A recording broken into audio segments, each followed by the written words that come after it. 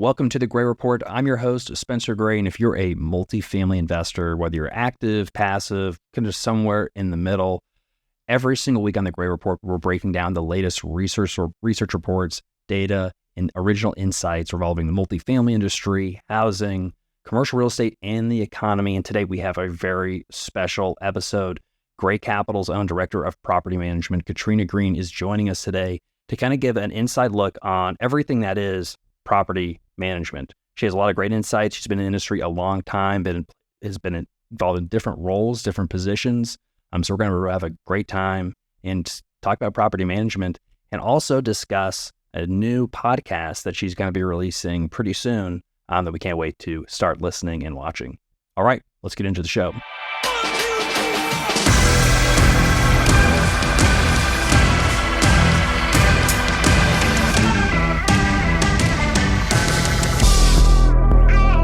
All right, welcome back to the Gray Report.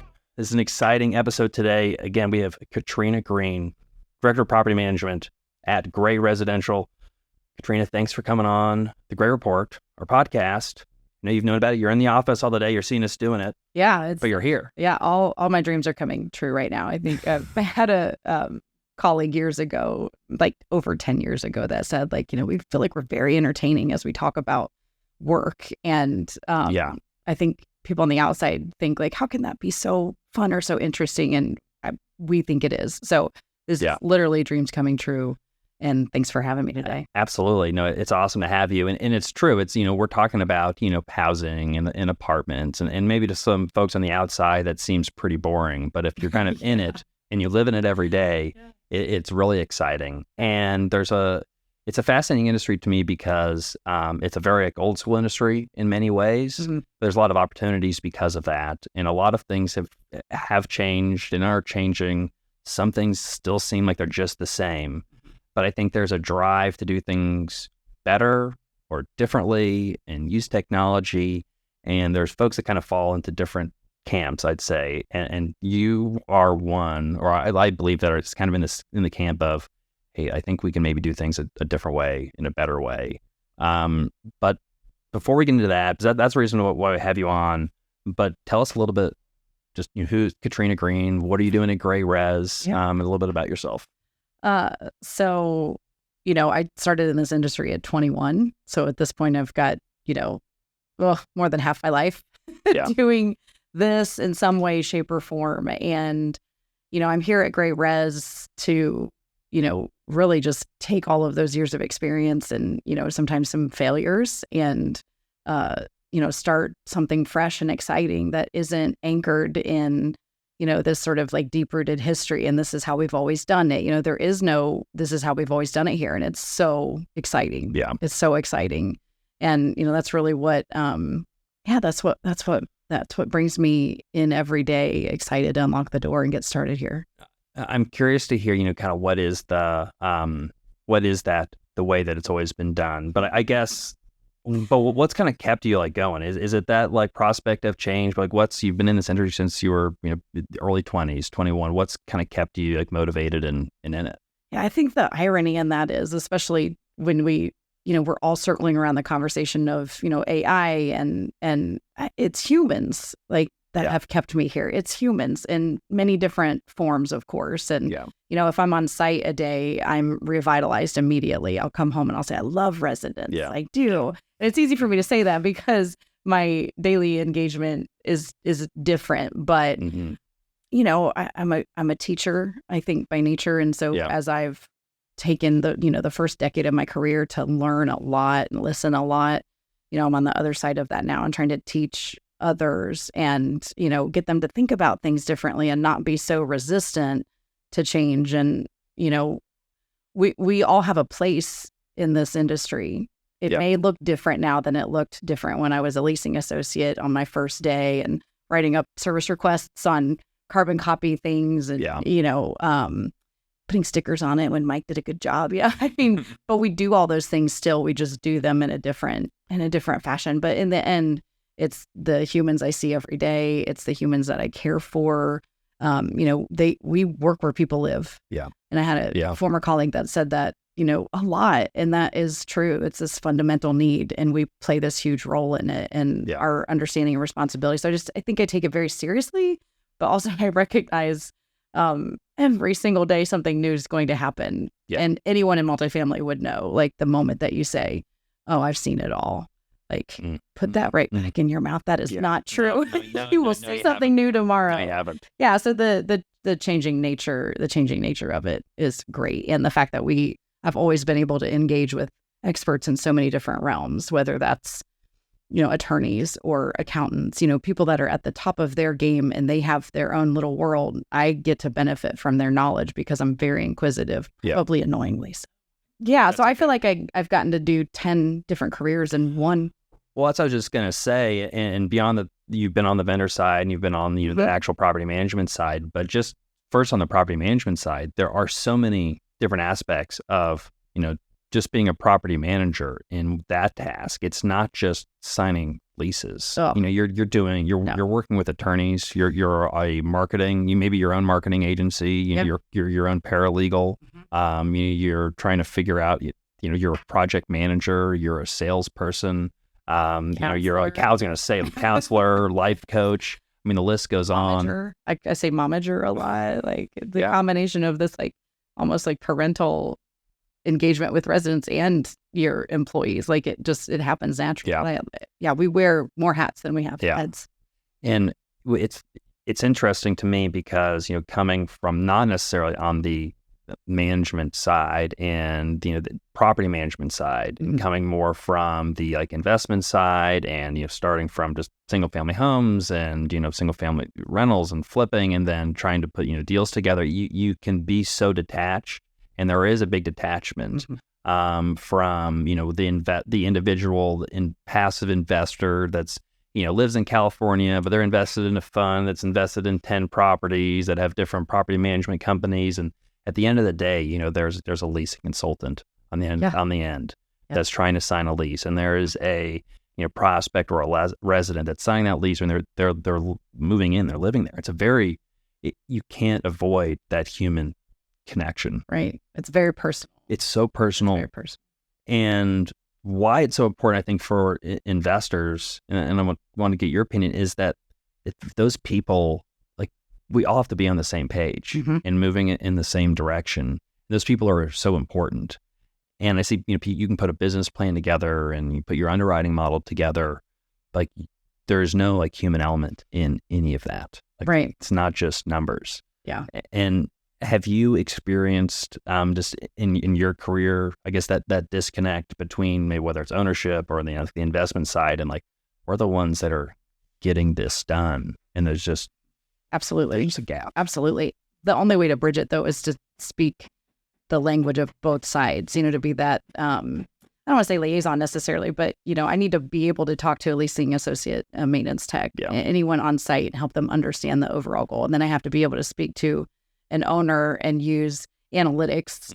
It's two different languages, and the people that are the most successful that continue to grow and be in these higher level positions are the ones that maybe do start as leasing, but you start teaching them how to articulate with something meaty, and it takes a while for them to transition, because everything else at the site level, I believe I don't have this, we need more staff, I don't have enough time, and these very abstract phrasing. And then, as you move along in your career, you start to realize, well, I'm never going to get, what I truly need, because I don't know how to ask for it in a way that resonates. And so I think the disconnect, I think we are actually, we all understand the same goal. We just don't speak the same language, and we don't know how to ask. Yeah. And we have to get a lot better at that. And then what ends up happening is sometimes they prove themselves wrong in the moment. I had some leasing associates one time at two larger communities, both of them just begging me for a dog park. Yeah. I have to have a dog park. We may not survive a recession without a dog park. This kind of intensity behind. We have residents who have dogs there, and they tell us, and they say it every day. And I'm like, well, okay. I'm like, what percentage of pets do you have on your site? Well, I don't know. And so we work together to figure out exactly what that looks like. And so at one of the sites, we ended up with 7% of our units had one animal in it. And I said, gosh, guys, this doesn't really justify this. Do you think that you have a lot of animals on site that aren't documented? Because here we're looking at a number and maybe it's imperfect data. And truly, I don't think it was imperfect data. It was probably 1%. Some pets missing, but like not that many. Yeah, it was like 1 or 2 people complaining a lot. And I just said, ask yourself, for $25,000 with, fenced equipment, that was rough. Yeah. What could you do that could impact your entire community? Yeah. Versus 7% of your community. Like, let's just look at it that way. And then once they started to think about, oh, well, we would rather have this because, and they don't think that way until we teach them to think that way. And I think that that's really important. It's just so important. And then there's an empowerment. And so, people that have worked for me for a long time know that when they send me a request or something that they need, quote unquote, they're ready to back it up on the first round instead of, us going through this maybe sometimes more lengthy Socratic method to determine if that's true or not. Yeah. It's so interesting because I've heard you say this on a couple of our properties of where we've heard something that's going on, and like ownership hears it and they're like, well, we have to address this. And I remember you saying, they're like, well, let's just slow down a little bit. Like, can we quantify the problem? Can we actually put some like numbers behind it? Mm-hmm. Is it a complaint? Is it just a kind of a want? Like, let's like really kind of get in to the details and like quantify it a little bit. Yeah. And what is the overall impact? And I think when you take people through that process, they kind of answer the question themselves. Oh yeah. Probably most of the time. Yeah. Which helps the relationship because, some on-site employees will refer to corporate as the suits. I had someone that always said that, well, the suits are coming. and I just thought, we have to be friendlier than that. And I think when the analysis is happening and we're just saying no, or if it feels like we're saying no all the time and we're not talking about why or how we got to that, then there's just this level of animosity, and then you're not viewed the way that you really should be viewed. If you bring them along, if you talk to them, if you teach them, they may not immediately start to think the way an owner thinks, but that really is, again, that's where, just to answer the question, it's not so much that we're just horribly disconnected. It's just that someone has to be there in the middle, speaking the language of both sides and translating, and then coming out on the other side of it, and then keeping the support of the on-site staff in the process, which is a delicate matter, and that's the art. There's a science, and then that's the art. Yeah. How can ownership or asset managers with specific ownership, how do we do better, communicating with, on-site staff and, in property management and the operational side of the business that is like, getting things done? How could we do better? And you can use specific examples of like, which team am I on in that question? You can, from a property manager, from a like on-site staff's perspective, but I mean, taking it through, regionals up to, up to yourself, what is helpful from ownership and what is, not helpful that we, and from, what we're doing now to, past experience, that could be better and probably the whole industry can kind of listen to. It gets painful when it's imbalanced. It gets a little bit painful when every change, and I get it, like this is business. We're supposed to be squeezing, every dollar. Mm-hmm.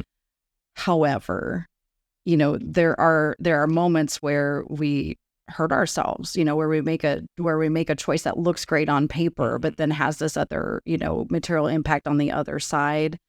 And so, sometimes I think it's about education and making sure everyone understands how we got to where we got, but then following it up and saying, if this doesn't work, here's when I want you to articulate that to me, and here's how. Here's what success looks like. Yeah. And here's what a failure could look like. We have to be honest with ourselves sometimes that, we're trying something. Yeah. And it's okay if it doesn't work. And it's okay if it doesn't work, but let's talk about what not working would be, and so, because I think the site teams they're the face and they're the punching bag for the decisions that ownership makes. Yeah. And we can't ever be there to take the punches for them. That's just not how it works. Yeah. Yeah. but maybe some recognition. And also I think giving them, some of us are really good at words and some of us aren't. If you really enjoy, formulating just beautiful sentences, then, we have to give them the phrasing that we want them to use. I think the mistakes I've made in my career have been where I've said it a certain way and expected them to regurgitate it that way, kind of on a whim.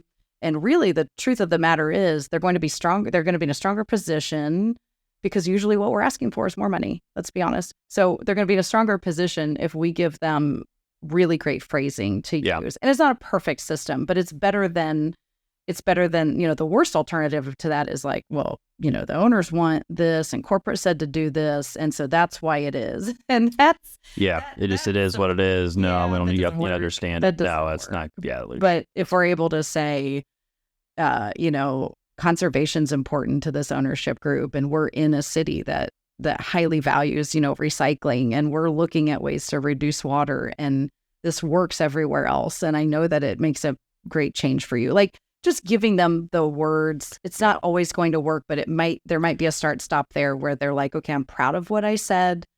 Maybe I don't believe it to my core, but I believe it enough to have executed it that way. And then off they go. And it's less guesswork and, scripted. And it doesn't, because, leasing at the end of the day, it's a type of sales, and, sales is not that effective if it's not consistent, especially if you have sales organization and sales people. If we're all saying different things, how do we know the reason why we're not converting or selling? We don't know because we're all doing different stuff. Right. But if there's at least a guide, it takes that nervousness of what do I say? Where do I go? How do I handle it? Now, if you've mastered the script and you understand what the goals and objectives and what you're trying to say, if of course you can add on to it, but at least we're not throwing you out into the deep end. Yeah. And I feel especially because listeners and viewers of the Gray Report, we've told the story of we brought property management in about a year ago. Just about a year ago. Mm-hmm. And there've been bumps in the roads and mistakes made, and great things have happened, but it hasn't been an easy journey. Wouldn't do it. I would do it again 100 times. Maybe we would do it a slightly different way, but we've learned a lot, and we're making good progress. But there's things that when we've looked back, we've said there's certainly. We've assumed too much. We've assumed, okay, we brought somebody on, they've been a leasing consultant before, they've been a, assistant property, whatever the position may be. Yes. And, they've got it. They're a smart person. Mm-hmm. And they are smart. Yeah. But they don't always have the tools, and they haven't necessarily been given the resources. Mm-hmm. And it's not fair to them to just say, get in there and do something you have no idea how to do. And I'm not going to tell you how to do it either. Yeah. And so, the training is so important, but giving those resources, and it's a lot of tools, and that kind of segues to where you just were last week. Yeah. In Atlanta. Yep. It's a big conference, compartmentalized. Mm-hmm. Property management professionals, multifamily operations folks, we're all there. I'm bummed that I couldn't make it. But excited to have you on now to kind of give the full breakdown of, what the scuttlebutt was, what were people talking about? Yeah. Because there's so much new technology. Yeah. And for the past couple of years, it's been hard to determine what's not what's real, but what works, mm-hmm. and what's an idea, what's effective, what are the use cases, how can it be integrated? So, give us lay it down. What happened in Apartment Life? What happened in Atlanta? Well, I was, one of 12,000 attendees. Yeah. So it's, I don't know where that Making falls waves. in the scale of other conferences, but there's 12,000 people. 12,000 attendees. I don't know how many people are at NMHC, but it's got to be one of the bigger multifamily events in the country. Absolutely. Yeah. No, without question. And there's a really diverse, I guess, in terms of the roles that attend, I saw leasing associates there. And then obviously there's directors, there's VPs, there's asset managers, literally everyone is sort of floating in that same space. And, so the sessions, I think, then kind of vary as well.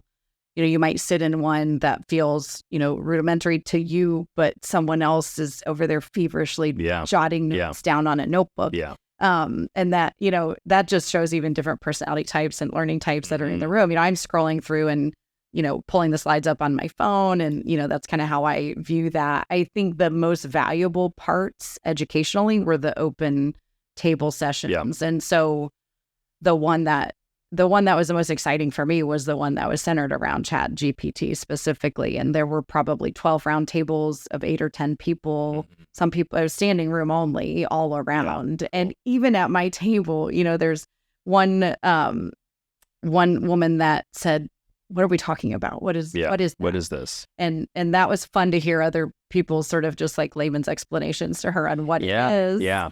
Was she the only person in the room? I guess she was at the event. And this was a specific, kind of breakout table for AI or ChatGPT. Yes, so, specifically for ChatGPT. Because they didn't really, AI just feels like it's so broad. Because AI, everyone's got AI. And they've had it for a while. Like that didn't, it's not necessarily new and fresh. Yeah, exactly. But there, 3 facilitators, everyone got a topic at the table. And I think it's real funny. I'm not a negative person at all, but I am very like risk management. That's where my mind immediately goes, is probably more towards the pain than the power.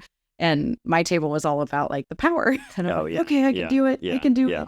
And half my table was marketing professional specific. Okay. And so they had a lot of excitement about, how this is going to help them in their marketing campaigns and, AdWords. The majority of that room, somewhat, even though their topics were different, talked about staff replacement, and it was really sort of like fear-based everywhere else. And, or not everywhere else, but most of the tables, it was about, so it really, they were really talking less about the connection between the human and the tech and more about the replacement, as if it was one in lieu of the other. But a gentleman that sat beside me, he said, well, we've been operating horribly thin for years. This just fills gaps. And I thought, well, that's a different way, maybe a good way to look at it. And for his organization, that must be really fitting, where he's talking about workforce issues and workforce concerns. And maybe they went to less staff without it being under their control necessarily. And so they're looking at these tools and going, okay, we're going to be fine. But not necessarily where they're trying to figure out how to do less. But someone else on my right was like, yeah, we're definitely not replacing people. And I said, well, yeah, but we are. Like we should be thinking about the best way.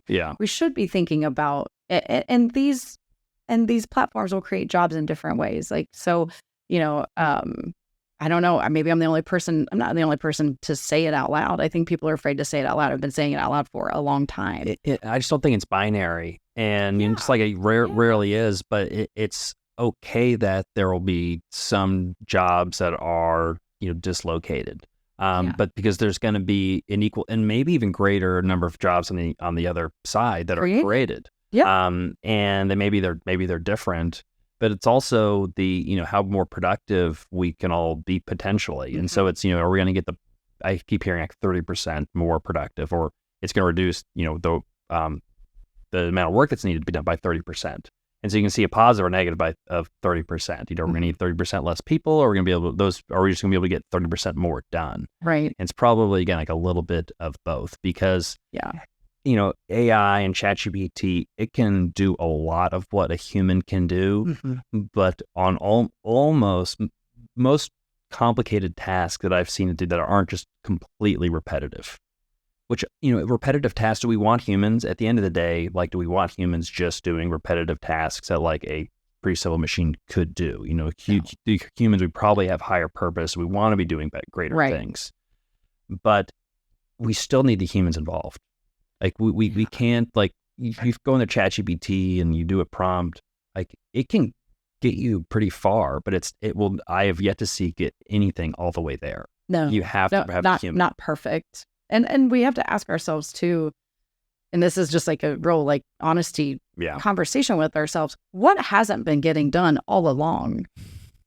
What hasn't been getting done? Because, I can walk on any site anywhere, my own or others or ones that, I just recently was over, and I can see what isn't getting done. So there's a piece of this that says it's not, none of it's about the human, it's all about the work, but there's work that's not a lot more work we can do. We there's just a haven't lot had more the work time. we can do. Yeah, that is so many layers deep. If Yes. a couple of years ago we were going to train that's not going to be done. Mhm. But now we have such great capacity that we would not have had before. I think that's a really, really good point. Yeah. And you know better than I do, but from the way I see it, there's so much low-hanging fruit in this industry of things that I think people think that maybe are being done, and probably some folks are doing. Sure. But there's the 80-95% of it's like, no, some of the basics aren't being done. Just the follow-up or just, I know, what are some of the other things that you think that are just the low-hanging fruit? I think anything that we have this reliance on a vendor to do, and we have this mindset of like, well, there's a vendor for that. There's a vendor for that. I don't have to, but it's our job to make sure the product's ready for our move-in. And we don't look at the move-in and say, you know what, I'm really sorry, the cleaners didn't do that well. We'll call the cleaners back. No, like get your sparkle bucket 48 hours before and still do that. Like that work is still important, but I think there's a mindset that says if a vendor exists for that service, that I now have zero responsibility, and that's not true. They're accountable to us, and that is true. We are accountable to the resident, the prospect, and to our team and to our owners, no matter what portion of that was supposed to be done somewhere else. Landscaping is an area that just burns me up inside. It's because it's outside of the clubhouse. It's like out the window. It's them, right? And we walk right past. We might walk right past some weeds. Yeah. Every day. Yeah. And like, and I don't know if it's the way that I was trained, the responses that we get. I didn't know that was a weed. I thought that was a flower. Good flower that we want in the mulch bed. That one off the side. That one that doesn't look like anything else. Yeah. So the reliance on the vendors, with like this 100% certainty frustrates me because there's still work that we're supposed to be doing. There's still work we're supposed to be doing no matter what. It's still our responsibility to like bring that quality out and do like a whatever it takes. I think it's like a whatever it takes mindset. Whatever it takes. Whatever it takes. And having an ownership, but it also just a mindset of responsibility and because taking responsibility for something gives you control over it. If you're the person that's picking up like the parking lot, like you're the person that knows that parking lot, and you're known of having the control over that parking lot. If you're the one that's just picking up the baton and getting things done, people will look to you as someone who has some sense of authority because you get things done, and that's where leadership comes from. It's not authority that's granted to you, but it just exists. And so there's a little bit of like a mindset problem of it's like, well, it's not my responsibility, it's not my thing, right? It's somebody else's, and then everyone wonders why they don't have more responsibility, because it's like, well, you've been pushing off responsibility. You're saying that it's someone else's fault. Why am I going to give you any more responsibility? And that's just not obviously in this industry. That's just like life in general. But we can be so compartmentalized, especially when you have a lot of vendors, and it's certainly easy. It is, if you're not paying the bills, it's way easier to have somebody else do it. Right. Than us. That conversation happens a lot. Like, would you replace this washer if this was in your house? Like, would you be satisfied with getting 3 or 4 years out of this? Yeah. And saying, well, the part costs $250, it's $570 to buy it. Let's just buy it. What? Yeah. Like, in what universe would you do that in your own household? That's $320 of real money. It's not fake money. It's real money. Envision some kind of, asset management system that's going to tell, a regional or a on-site team of, no, you're going to do this yourself. Don't use a vendor. Use a vendor. Yeah. Do this in-house. Yeah. Or is that going to be? We do that. I mean, we do that now. We do that, and we do that now ourselves. But, and again, it's all, does it have the right inputs? If you aren't tracking things, if it doesn't have the right data coming in, what decisions can it make? Right. But you could imagine, because so many of these property management suites and software do have kind of everything plugged into it. If you're feeding it the right data, you could extrapolate that it could start making some at least suggestions. Yeah. Here's some GL. Here's a line item. your contract services are, and this is, could be relatively basic. Your contract services are exceeding a percentage. I mean, that happens in budgeting. Yeah. They're just going through automatically. I know there's budgeting tools out there, but it's going to be interesting. Maybe someday we'll have like a mini black box on the back of every appliance, and it's just connected to something, and that runs a diagnostic. That just automatically runs a diagnostic and is like, oh, this is in failure mode. Yeah. The system has all the data that it needs to understand the fix or the replacement, and then just automatically orders it. And runs itself. I mean, I don't know. Yeah. I don't know. So another trend, in property management that I wanted to ask about is, centralization. It's been a big theme, for a long time. Yeah. Payrolls have been increasing. People trying to, how do we work smarter? AI is a part of, this. We're again reducing payroll. You need the right people. There's a leasing component to it, and then there's a maintenance component to it. Both have just a lot of different use cases.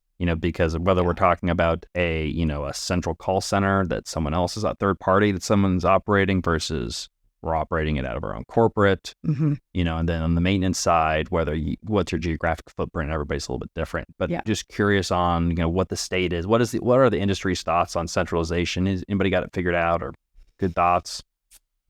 I have yet to see where someone has it figured out, where that's not just, sort of like a redistribution, or maybe it's that no one's posting rents or doing payables at the site level, but, that has shifted maybe to a corporate office or just like some remote work or, gig work or something like that.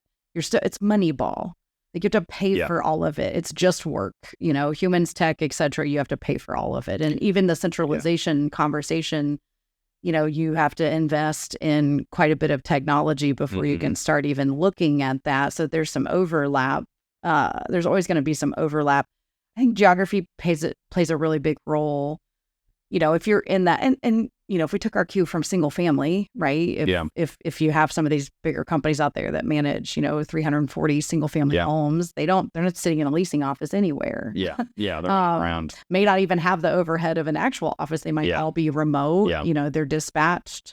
They're utilizing technology that gets people in and out of the homes without a human. You may never meet a human except like a move-in inspection. Best case scenario. I mean, or just a case scenario, because that's not even best for everyone. There's people that don't want to ever see anyone. And then there's someone that's like, no, you're going to come hold my hand while I do this. Yeah. I love move-in inspection. Love to see you every month. Yeah.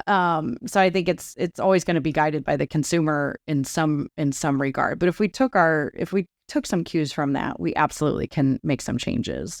And I think the key is when the consumer signals to you that you are needed, you need to be able to be there. Yeah. I think the issue would be when there is a genuine need, desire, even, just piece of enjoyment, I suppose. We also might find ourselves sucking the life out of a leasing job, which used to be fun.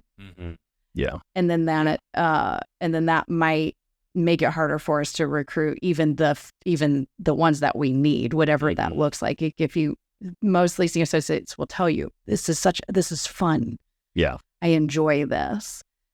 We might get to a place where it's not a enjoyable job anymore. So it's just going to transition, so maybe you have a leasing director that is just this rock star at those moments when the human wants a human. Everything else is just working over here technology wise. And then when the human wants a human, you've got that one. Yeah.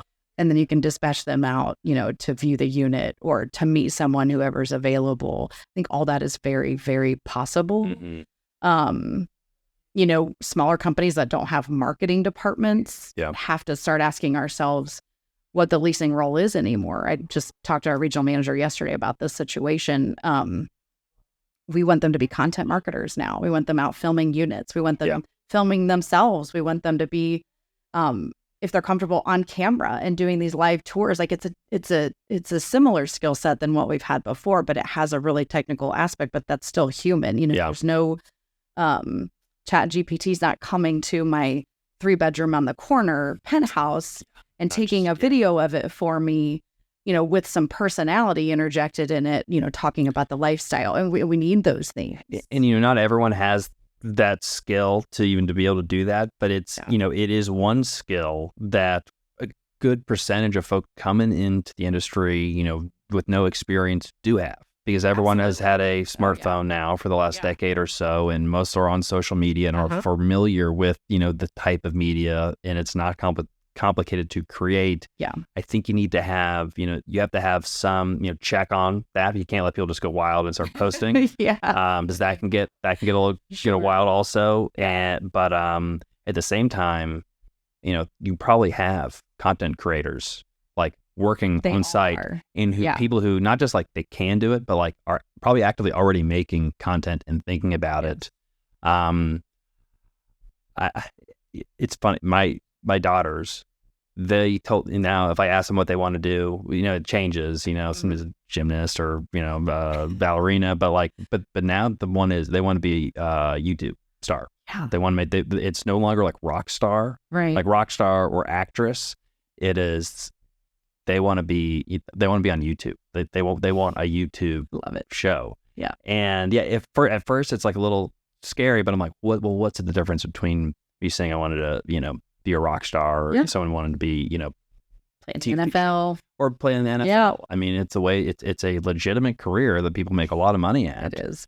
And my daughter thinks she could be an influencer. Why not? If only. And I'm like, well, yeah, I mean, you influence a very small sphere, but that would, I mean, honestly, that would be a more exciting title for someone just entering the workforce, whether it's influencer, marketing associate, something like that, where leasing associate doesn't resonate. It never has. I didn't know what it was. What a leasing associate, a leasing consultant. Yeah, they're really not great. They're not great. They really are, and a rose, what's the phrasing? A rose by any other name would smell as sweet. Like, let's call it something though that's exciting and that makes someone, really proud of it, because the reality is that is actually where we've transitioned to, because it's less about that live tour, the, education about the product, education about the neighborhood. Most of that is widely known before they show up. If they show up at all. I'm curious, what have you seen in your experience? And I'm sure COVID played a massive role in this, just like the way people lease apartments like today versus from when you got in the industry to, in between. I assume that's completely changed. Yeah. I mean, absolutely. Because we can send them our community, and we never could do that before. They had to come to our community to see it for the most part. And I worked for, one of the big magazines at one point. I worked for For Rent and forrent.com at a time where we were transitioning and getting rid of, print. And it was interesting at that time to hear some of the operators that were just like death grip holding on to the mag as if, they would never, no one would find us any other way. And that, so I guess I'm telling my age at this point a little bit, so that way everyone understands, I guess, how long I've been in it and what that evolution looks like. But we, back then, you didn't really have any other way to be confident in your decision until you got there. And we now can see buyers, ready, willing, and able buyers getting to that place of confidence really quickly. So by the time they are physically there, or they are at that place of application where they've made that decision, at that point, day one, they're really just, it's like trust but confirm. If we've done a really good job, they trust everything that we've done up until that point. And then if it's, I'm going to look at it before I lease, that's just confirm. And they've been trusting. And they don't, I don't have any actual statistics on this that are ready, but we'll get there at some point. But they aren't driving around town for 4 hours visiting 6 apartment communities, unless they're just that personality type that enjoys it. And there's a few that do, and there always will be. And you're like, we're in it for an hour, let's go. Come on. Where's your list that you've asked with every other community? Right. But you'll win that lease if you recognize that and you do right by them, and you don't turn them away and say, I'll just email you. And don't say, what are you doing here? Can I get right? This is so weird. You want to do this live email? You want to, is that what you want? I feel much more comfortable texting you behind a couple layers. Which I think is a problem too. I think, we probably, and everyone can get too buried in, digitally communicating. And I think that if 60% of your prospects are just communicating to you via email and text, you stay in in that world. Yeah. And younger generations have a harder time with face-to-face interactions to some degree, not universally, but No, I think more so than before. yeah, Certain. to have Right. challenges with face-to-face communication. Yeah. But in like leasing training, I teach CALP for NAA. Mm-hmm. We talk about it to them and we remind them that this is a sales position. Yeah. I always say, like, what's the hardest scenario to say no to someone? I can dodge an email easier than anyone on the planet. And on a text, I can sit and I can formulate just a wonderful way to decline something. Yeah. And face-to-face is difficult. It is different. And so if I'm a salesperson, I'm recognizing that just the psychology behind, I'm standing here, I'm showing you this, I'm excited, I have all the facts, it meets your needs. And I'd like to ask you if you would please lease this apartment. Do you want this one? Is this it? Yeah. That is a whole different, that's just a whole different place for that person to be in. And obviously it sounds like coercion when I say it this way, but I mean, it's true. I mean, strategy. My father told, as a saying, he's told me that my grandfather told him, you can't push a pencil through a telephone. Because my father was getting to sales in the 70s and 80s, and they're on the phone. He's like, you're never going to be able to close someone on the telephone. Yeah. And then my dad was always like, well, I proved him wrong because I was able to close people on the telephone. Yeah. But it's still true. Like there's nothing replaces being in person. Yeah. And I know, like if I'm just speaking from like the capital raising side, if I'm emailing a prospective investor, I can only get so far. Partially because I know my skill set is in person and communicating and talking. And I know if the least I can get you on a video chat, the video chat is good, but there's nothing, because you can see mannerisms, you can see my facial expressions. But if we can just get in person, like I know that, and maybe it's not like a good fit, but I know that if it legitimately does like make sense, and if you're interested in participating in what we are doing, like I know you're going to do it if we meet, just because I just know we're gonna be able to have a good conversation, and I can have some say and control over it, and we make that human connection rather than you're relying on how I'm going to craft my email. But pretty soon, already today, everything's going to be the same, because everyone's probably going to be using the same chat GPT outputs. I can see it. I know exactly which vendor they use just for my test leads. Yeah. Wow. And I'm not saying that that's a bad thing. And I do that because I'm getting an understanding of what we're competing against and how to be better than it, even if we also use some tools. Yeah. It is just, there's a competitiveness that you should have if you're in this industry. Yeah. And I definitely have it. And so, when I'm doing that, I'm recognizing this is the technology. I know, okay, this is what's coming. I can see what their drip marketing is set at. So they have it set at, 6 times to do something. I see the gaps between my first initial contact and then, at what point was it personal?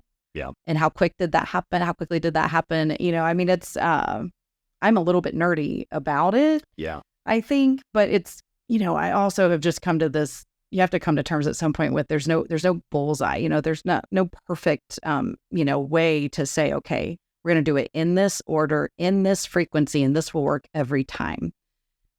It's not going to be every time, but gosh, could we do it better as an industry? Could we do it better here at Gray? We're going to do it great. Yeah. Well, if it's going to happen 10% of the time, and I know it's going to be 10%. Yeah. Because it's all, sales can be a numbers game, and that's the quantitative side and the qualitative side of, all right, I can get it. The industry is 10. We know we can do 10. Right. We put our spin on it. We can get to 15 or 20. Absolutely. We're pushing. We can do things a little bit differently. Because everyone else, when they get to the end of the funnel, it's just the same thing. Yeah. But how do we do it just again a little bit more different, better? Can always keep improving. On the lead side, where I like to see us be is, more balanced on information and influence. Everyone is very heavy on getting information out, and that includes other operators and competitors. It's just like information, but no influence, no excitement, no art. All science, no art, and to bring that back into balance is how to win. Yeah. Yeah. Not a win. Especially, I mean, you think about, who are we, leasing to, and again, it can span like the demographic and the ages and every age, renting apartments, but like on average, it's people in like the 20s, like in early 30s. That's like the bulk of the demographic. And, who are you? You have to think about that, I think, when you're speaking to, prospects, and it often can seem so kind of cold and kind of corporate speak and, kind of corny that I know doesn't, like, again, I'm a millennial, not in Gen Z, but like, I have a good sense, like, it doesn't resonate. Yeah. Like it doesn't pass, I think we've talked about it doesn't pass the vibe check. Yeah. And literally, I think if the marketing campaign was this apartment passes the vibe check, you'd probably do a lot better than whatever else, luxury granite countertops. Yeah, because the phrasing resonates. It brings a little personality, it brings a little wit. That's what worries me a little bit about using, some of the standard. I don't want to say standard because there's some really great tools out there, but if you're using the same AI tools, it's the same phrasing. Like there's no fun in it. No. There's no fun. I mean, even the fact that, most web property websites are all a version of the canned website that the property management software provides. So it's, it plugs into that system, and that makes sense to a degree. But then, people don't go on apartment websites as much as we do, but like it all looks the same very quickly. And it's all kind of just the average. It's easy to get to the average in this industry. The average isn't that great, but like there is an average, and it is pretty obtainable, because that's as far as people want to go. People don't want to, ownership, I feel like, doesn't want to go to that next layer. Right. And it's work because, again, property management, you got marketing, sales, legal, budgeting, accounting, HR. Yeah, facilities, again, all of these things, and so it's like, now who has time to make a custom website? It's like there's not the time, but or the financial piece, the ROI. If your website's going to cost $30,000 to build, when and how do you see that back, and how can you really attribute that when many of us are going to show that the bulk of our leads are coming right from our website? Well, that's where they feel like they need to go at some point. Yeah. It's really difficult, but personality, at least having your tech look and feel like it has some personality, that'd be great. That would help us. I think again, because I think it's a good point. Okay, new website, custom website. Yeah. Now I could even argue, like, okay, when you're going to make an acquisition, let's say it's a $35 million acquisition, $40 million acquisition. It's like at the time when you go in, if it's an item that you've got the money set aside for, all of a sudden $30,000 is a relative, like, rounding error in the total capitalization. Yeah, and new development, it's easy to talk about it that way, because you're like, we're building this from scratch. Let's build this from scratch to make it a very complementary and to stand out and to be different. How much, in the signage package, a couple monument signs, like, no, they're awesome, but how many leads does the sign generate versus what is your website doing? Right.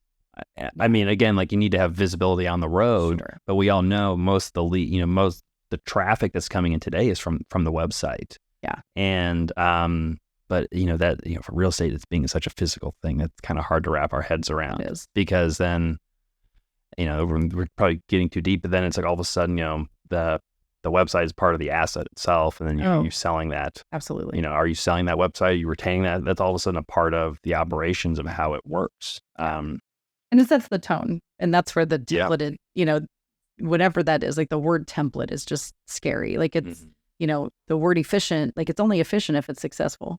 So is the template efficient? Anywhere past the setup may not be. And we have to look at it that way. It's it's just one other box that gets checked off the list. With the website's done, it's transferred. Yeah.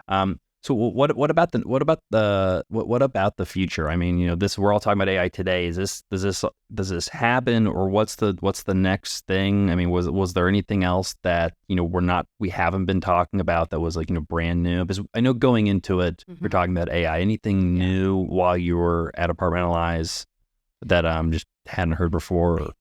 going to be mad at me, but I didn't walk through there and have anything that just like blew me away. Yeah. What I did see a lot of, and this is where it's going to be difficult for operators, if we, everyone now has access to very similar technology. So where someone may have had a product that was more related to phone systems, maintenance on call, now they can expand it to triage on leasing or triage on maintenance as well.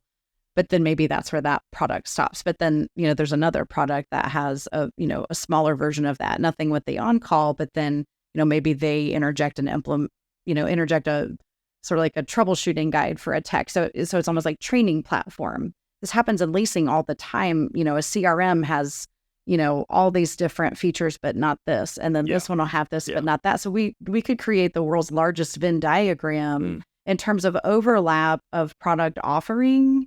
And so the real challenge right now is figuring out, obviously, and it's a normal challenge, how do I get the most for my money, but how do I make sure I have the tools that I need, like the most important tools, and not be sold by other shiny things, I suppose, that come with it. It's difficult. It's difficult because so many people added things to their offerings that they didn't have before. And you really have to be very technical about, this is the money I can spend. These are my non-negotiables. And then this is what I would like to have. And this is what is cool. And as I walk the trade show floor, it ends up being, I don't know if feisty is the right word. I think I'm just a worthy adversary for any vendor. Healthy skepticism, I think, is very appropriate, especially when you're going into that type of environment. Because everyone's got the buzzwords and everything's the greatest, They do. and maybe it doesn't even work. But from trash, removal all the way to any marketing product, like I love to just stop at a new company or a company that's new to me. They may not be new, and be like, bring it. And we get very honest, very fast. We're the only ones that know. I've heard this from. Yeah, sure you are. Let's talk about that. And one vendor said, on the last day, I like to dedicate time to the vendor that has a single booth space, not the ones that have, double decker structures up. Like I go to the single booth space. Those are so expensive. They're so expensive. It's amazing. And is it possible that, you pay for a name, a label, because they're well known and because they're able to do, national marketing? But is it possible that the offering and the personal connection and the implementation heavy lift can be different at the smaller ones? And so day 3 is all single booth vendors that I stop at. And this one guy goes, "Are you my worst enemy?" And I said, "No, I'm your best trainer.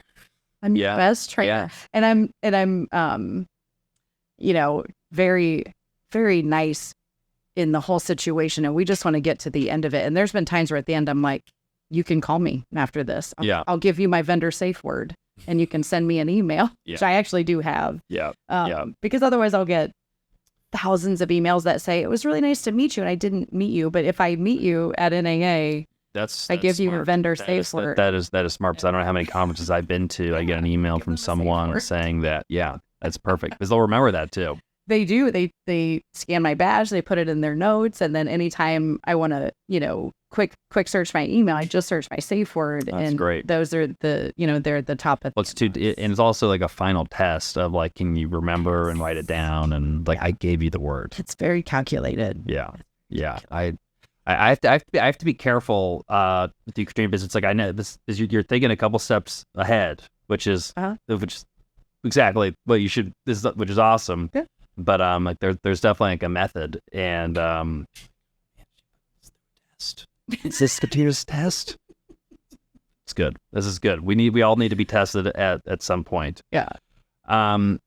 You've got a new podcast that's coming up. I do. It's really exciting. I do. I'm very excited. So it's going to be like the second podcast out of, I guess, the Great Capital has launched, but it's going to be like completely different, because Great Report. We're talking about kind of more on the investing side and kind of the economy, and really kind of how investors should look at it. And that is a part of a business that is interesting, but a piece of the business that is, I think, neglected, especially from podcasts and content, is like the operations and actually how to run this business. Right. And we've talked about, I think you're going to have conversations with vendors and other other industry like participants, but tell us your vision. First off, what's the name, and then just give us the pitch for the new podcast. The name is called The Complex. And on day one of any leasing associates training, they are told never to say the word complex. Yeah. We're community. We don't say the word complex. But, on the side, we're all making sure complex is in our, AdWord spend because people call it a complex. Yeah. That's what it is. Yeah, I live in an apartment complex. And there's an apartment complex. I mean, we don't, no, it's community. It's amazing. When you said that first, I was like, that's awesome. Because one, there's a couple different ways. It means a couple different things, complex. Yeah. But it's true. Before I jumped in the multifamily industry, it's like those are apartment complexes. Mm-hmm. I don't say complex. I never say complex anymore. Right. And I'm like, those are apartment communities. Yeah, you've been transitioned. I've been completely transitioned. And but it's so good because one, it's what people say. Yeah. And two, it's a complex industry. It's far more complex than people realize. And, especially on the resident side, they just see it for their apartment, their home, what's in it for them. But some of these are miniature cities. Yeah. You might have 600 units, 900 units, 1,200 units. That's a municipality. Yeah. And there are towns that are smaller. There are absolutely towns that are smaller, and it's complex work. I jokingly said to someone recently, I'm like, well, you have to have a complex to even choose this industry. And that's not entirely true. I clearly love it. Yeah. I clearly love it. But there are facets that people don't think about. There are also, we disproportionately talk about the facility side, the maintenance side, security, trash, things that we want to act like don't exist. They absolutely exist. So, there are certainly other podcasts, radio shows out there that from what I can tell, really talk about marketing a lot. Yeah. We can talk about, we just love marketing. That's fun and that's fluffy. It's fun and it's sexy. Yeah. Yeah. And the reality is it's so much more than that. And I think having had that time as a vendor and having those connections all over the country for people who, went on to work in other parts of the industry, like everyone's still in the industry. I think I'm one of the only ones that went from vendor to operations. I hear that all the time. Yeah. People ask me questions like, why would you do that? Who are you?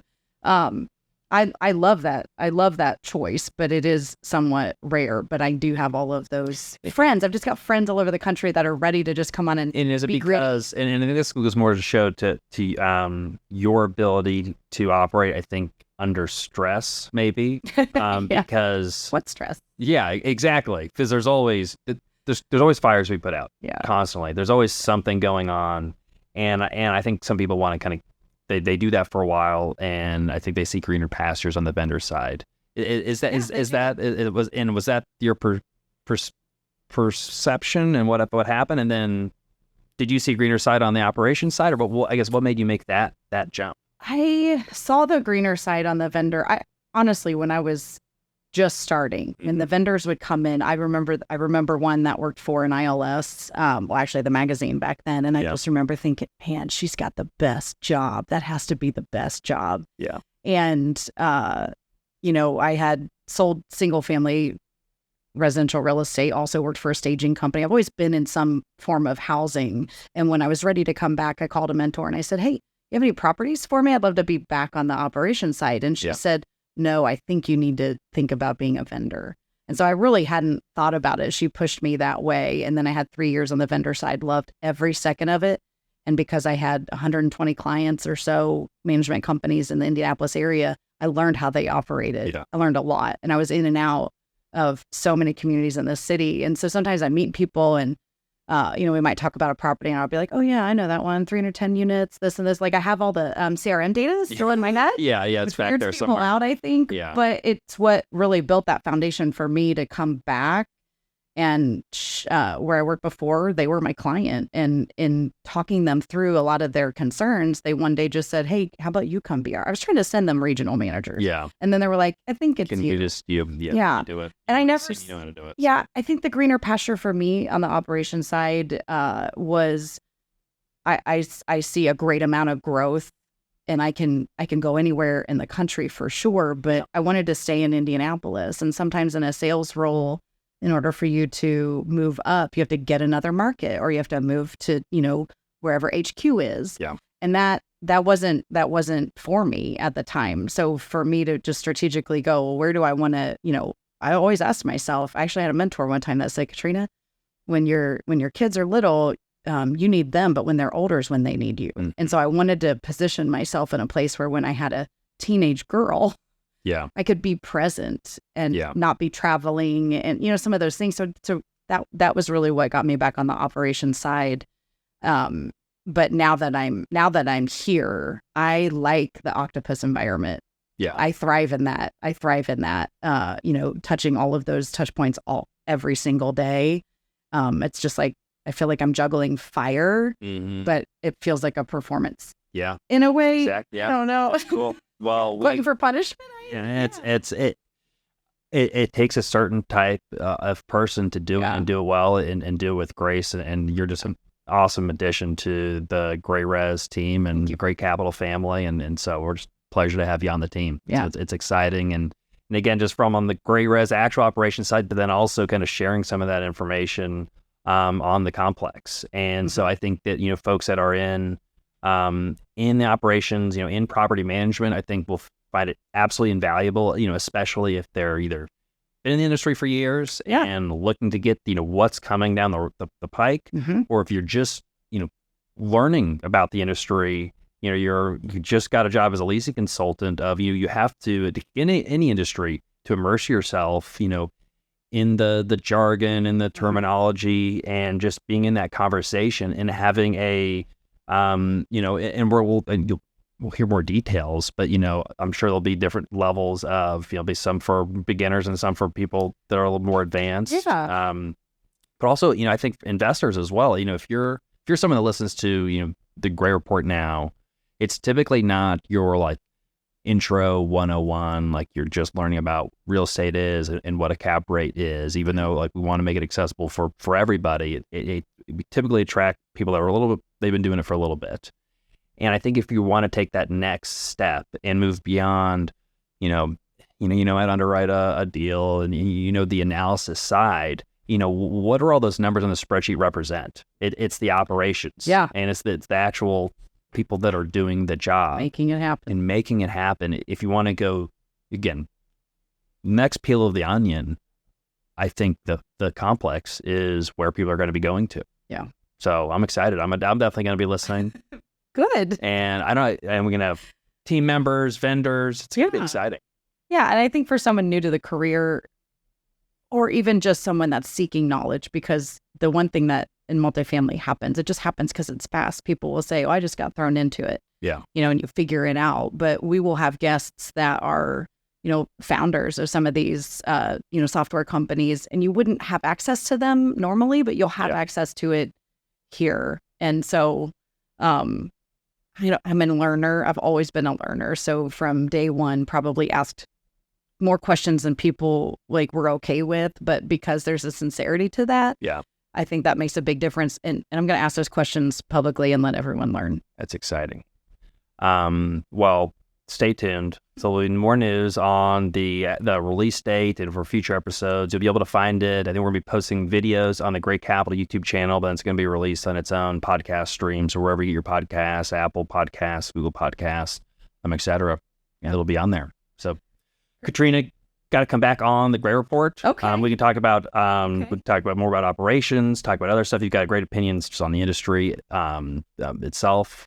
So come back on the Gray Report. I know you won't be too far. Know where to find you. Right. You see us doing this every Wednesday. So this is great. Thank you. Thanks again. All right. Thank you for watching the Gray Report. Make sure you go to graycapitalllc.com/newsletter if you'd like to sign up for the Gray Report newsletter. And make sure if you're not subscribed to the Gray Capital YouTube channel, you want to make sure you do that right away. Leave a comment if you'd like to let myself, Katrina, or anyone on the Gray Capital team of what you'd like to see on this podcast or what you'd like to see on Katrina's podcast, The Complex. And if you're subscribed to the Gray Capital YouTube channel, you're going to get alerts for when Katrina starts posting her episodes of The Complex as well. So you just want to get into the ecosystem. And if you're signed up for the newsletter, you'll get some alerts as well. But, if you're not plugged in, now is the time to get plugged in. All right. Well, thanks again for watching. We'll see you on the next episode.